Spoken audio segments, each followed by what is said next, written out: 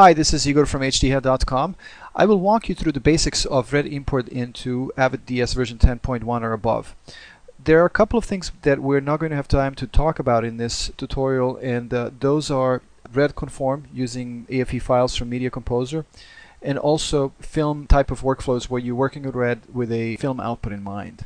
I have created a 1080p 2398 422 sequence, and keep that in mind because color management in Avid DS is dependent on whether you're in a 422 or 444 sequence. As with any file-based workflow in Avid DS, you can either capture or link to R3D files, but before we do that, I'm going to go to capture settings and make sure that my capture target is set to the folder where I want the clips to go. In this case, that's source/red. And the only other option that makes any difference in this panel is the media conversion.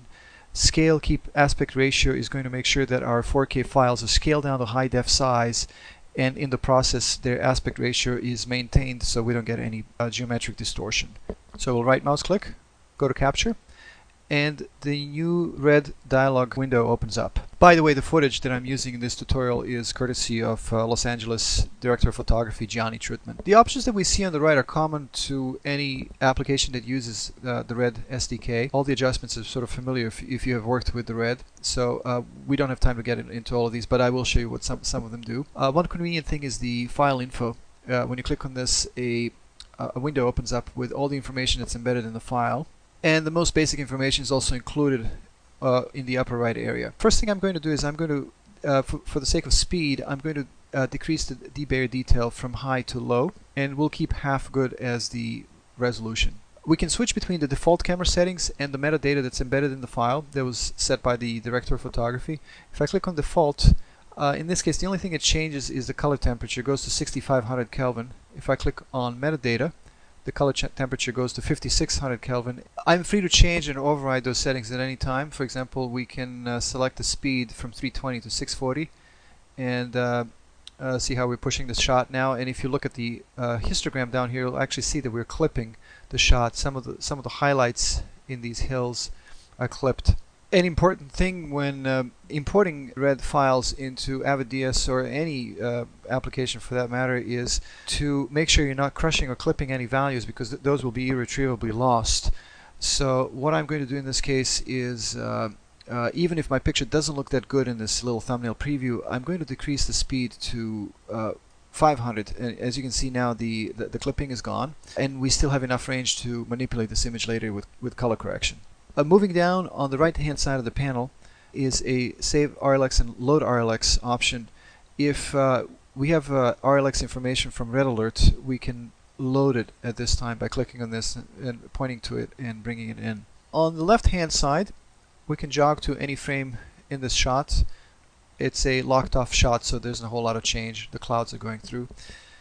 And right underneath that is storage LUT, storage lookup table, which is selected by default to red log. This lookup table does not affect how the color is interpreted in the shot. As you can see, I can change the lookup tables, but neither the picture nor the histogram will change.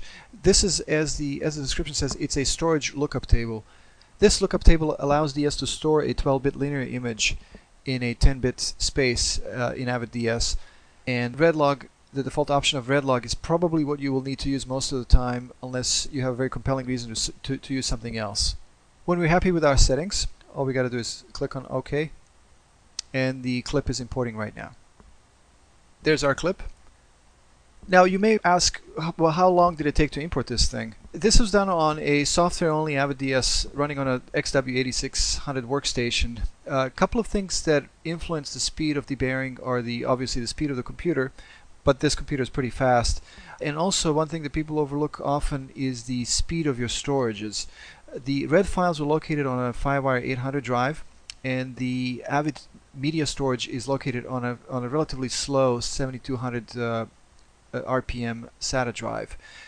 The speeds that we got with this one clip are 3.2 times speed for a low debarrier setting, half good resolution, and 5.7 times for medium debarrier and half good resolution. So if we had a 1 second of material, it would take 3.2 seconds in low debarrier and 5.7 seconds in medium debarrier setting. If you have a full Avid DS system with SAS storage, you will experience considerably faster debarring. Let's see our clip. It's a nice time-lapse shot of windmills on hills covered in snow. So let's try the second method of bringing red clips into Avid DS. If we select the clip and right mouse click on it and select link instead of capture, the same dialog window is going to open up again. And if you remember from last time, we set the speed to 500, so let's do that again.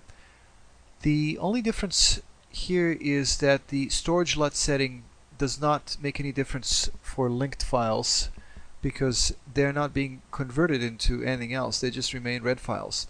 If I click on OK, we get a clip with the same file name.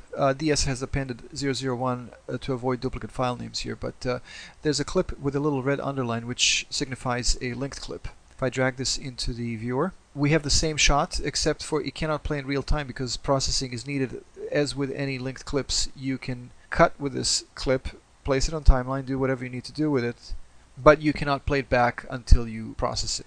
The processing time for capturing and processing time for linking is the same, so it really does not matter which point you do this. You have to do it at one point. The advantage of linked clips is that if we change the resolution here from half good into full premium and click on OK, linked clip is in a way resolution independent. Captured clips are always limited to the size of the raster you're working with. So if you're working in 1920 by 1080, all of your captured media, whether it comes from red or anything else, will be 1920 by 1080 in pixels. But if you have linked clips, those clips are not captured. The media is being pulled from the actual files, so you have the full size of the file available to you. And in case of red files, those are 4K files, so they're quite large. So what I've done by changing the resolution to full premium, now we're dealing with all of the pixels in the image. If I drop this new clip onto the source viewer, the crop has changed. We're actually looking at pixel for pixel a 4K image.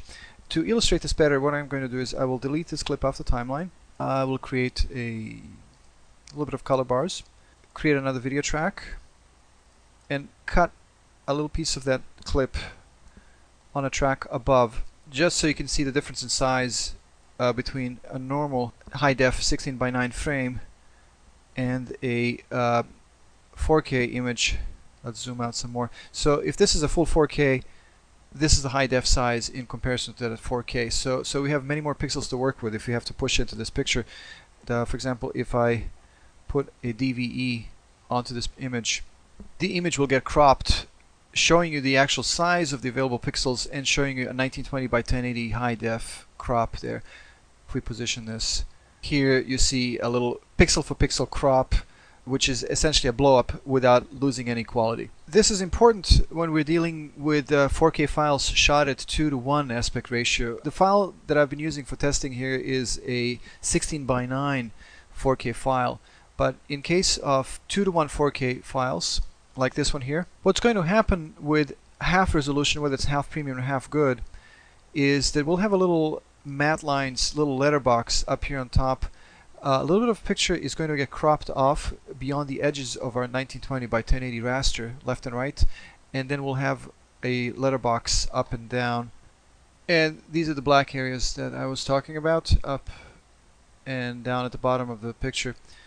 This can be corrected by right mouse clicking on the clip, selecting properties, and going to conversion mode, fit y-axis, keep aspect ratio. So that will blow the picture up to meet the edges of the frame, and it will push the sides out. However, what we're doing here is we are blowing up the picture that was first scaled down from the original 4K size, and now we're making it a little bigger to fit a high def frame. So for quality, this is not the best thing to do, although it is a quicker workaround. The proper way to do this would be to link the clip with full premium setting. And now, as in our previous example, we have a full 4K file. And then once we place that file on the timeline, we would take the properties of the clip and fit y-axis. So what we're doing in this case is we're just scaling the file down. There's no stepping down and then stepping up. We're just going down in preserving the quality of the image at the expense of processing time. We've only scratched the surface with this basic Avid DS red import tutorial.